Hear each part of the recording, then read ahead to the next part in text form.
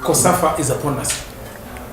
How important do you think this showpiece is to Zimbabwe and the rest of Africa? Well, I think starting off with Zimbabwe as a country, this time Cosafa has actually come at a very opportune time, seeing that we are just about to go for the newly calendar of AFCON.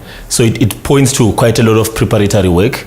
Financially, it means Zimbabwe is cutting down on budgets because we have about 5 teams at Cosafa.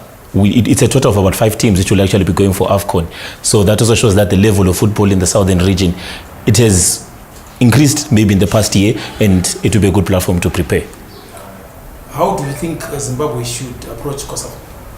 It will be quite good preparatory work in terms of seeing how the players are flowing and maybe trying out players in new positions. Zimbabwe should actually be able to field a very strong team. We should be able to field a team that we can start trying to test at that particular level. I know that some of these countries might have pulled out in terms of injuries. Injuries are a big scare, you know, when you're playing with a second stream sides or all that. Injuries are a very big scare. But Zimbabwe should maybe try and approach, I don't know how we can do it, but maybe try and approach it on such a level whereby our first half, it's quite competitive. We're trying out new skills, we're trying out new players, and then maybe you can withdraw some players as we go.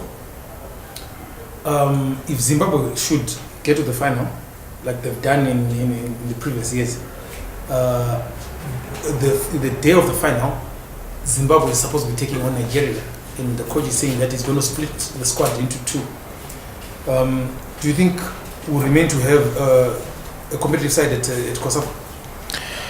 Well, splitting the side into 2, we really might not remain with a very competitive side if we are to get to the finals, meaning that straight from the quarterfinals we need to have a balanced team whereby he's sort of balancing it with players he wants to take abroad, players he wants to take to AFCON, and players here who would actually maybe want to live in South Africa, because if I'm not mistaken, he'll be taking about a 18-member to 19-member team to AFCON, meaning that the players who remain in South Africa are just but maybe 4 or 5 players we will also have to bring up for AFCON. So we might not have a competitive team if we were to get to the final.